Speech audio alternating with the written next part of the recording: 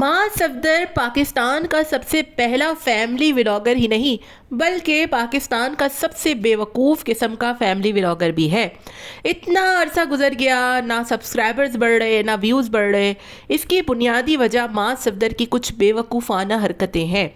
माँ सफदर इतनी रौनक भरा शहर छोड़ छाड़ के अपना सारा घर बार लेकर एक ऐसे जंगल बयाबां में जाकर शिफ्ट हो गया है जहाँ पर बंदा न बंदे की ज़ात, ना वहाँ पर कुछ दिखाने को और ना ही वहाँ पर कुछ एक्टिविटी करने कराने को। बड़ी अजीबो गरीब सी सोसाइटी है कि जहाँ पर ईद कुर्बान, जिसके व्लॉग सबसे ज़्यादा पसंद किए जाते हैं, उसका कोई ख़ास तर इंतज़ाम ही नहीं किया गया। माँ सफदर को बहरिया टाउन में आना लेने के देने पड़ गए। अपने पैरों पर खुद कुल्हाड़ी मार ली और जानवर ख़रीदने के बावजूद माँ सफदर को बकरीद के व्लॉग्स पर कोई व्यूज़ भी नहीं आए। इसकी बुनियादी वजह यह है कि आपने सब कुछ किया, इतनी मेहनत की, इतना पैसा भी लगाया, लेकिन इसके बावजूद आप जब जानवर अपने घर पे ही नहीं रख सकते, जब उसकी देखभाल के लिए आप व्लॉग भी नहीं बना सकते और मजबूरन आपको अपने पुराने महल्ले में वो तमाम तर चीज़ें रखना पड़ रही हैं। अब ज़रा सोचिए, बंदा रहता कहाँ है और उसको जंगल बयाबां से शहर के बीचों बीच तकरीबन 100 किलोमीटर तय करके आपको आना पड़ेगा और कोई नहीं इसमें 1.5-2 घंटे का अरसा और मतलब लग जाता है टाइम।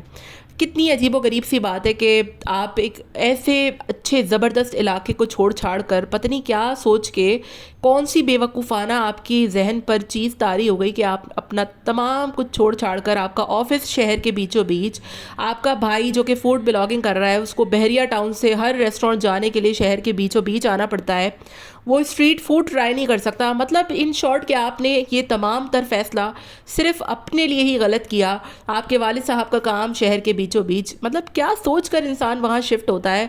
और तो और हद तो इस वक्त हो गई जब अपना घर छोड़कर किराए के घर पे शिफ्ट हुए, वो भी वहाँ पर जहाँ पर कोई काम न काज, कोई आ जा नहीं सकता, कहीं ये लोग आ जा नहीं सकते, कहीं पर ये लोग काम नहीं कर सकते।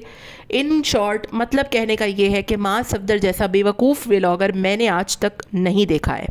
जितने भी यूट्यूबर्स हैं, व्लॉगर्स हैं, इन दिनों भरपूर तरीके से बकरा ईद पर व्लॉग्स बना रहे हैं। बहुत लोग उनको पसंद भी कर रहे हैं। कोई ऊँट लेकर आ, कोई बड़े बड़े जानवर लेकर आ रहे हैं, कोई मंडी जा रहा है, बहुत कुछ देखने को और दिखाने को बनाया जा रहा है। लेकिन माँ सफदर जो सबसे पहले अपना जानवर लेकर आया था बेचारा, उसको जानवर रखने के लिए जगह ही नहीं मिल रही, क्योंकि बहरिया टाउन में एक सिर्फ जो है वो मखसूस जगह होती है जहाँ पर आप जानवर रख सकते हैं और वहाँ पर लोग नहीं जा सकते। वो खुद ही उनके बंदे ही देखभाल करते हैं और वहाँ पर फिर स्लॉटर हाउस में जाकर, जैसे बाहर का सिस्टम होता है एक ओवरसीज़ इंटरनेशनल जो है, उस तरीके का माहौल वहाँ पर कायम किया गया। हमारा पाकिस्तानी कल्चर और पाकिस्तान का सा माहौल जिसको लोग पसंद करते हैं, वहाँ पर उस तरीके का माहौल बिल्कुल भी नहीं है।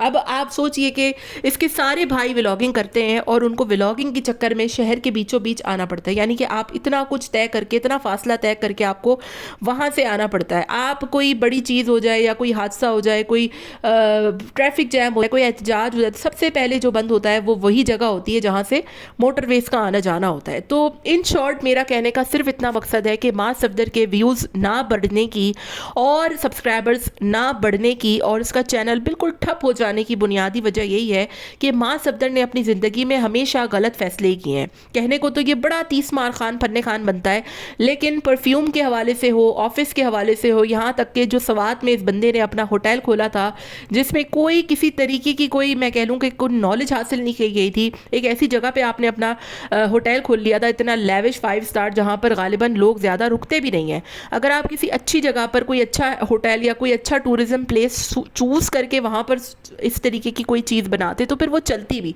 लेकिन ऐसी जगह पर जहाँ पर ना बर्फबारी होती है, ना कोई टूरिस्ट प्लेस है, वो इतना बयाबां, मतलब कुछ अजीबो गरीब सा इलाका था जहाँ पे माँ सफदर ने अपना रिजॉर्ट खोला था। वहाँ गालिबन इसको 4 करोड़ का नुकसान हुआ।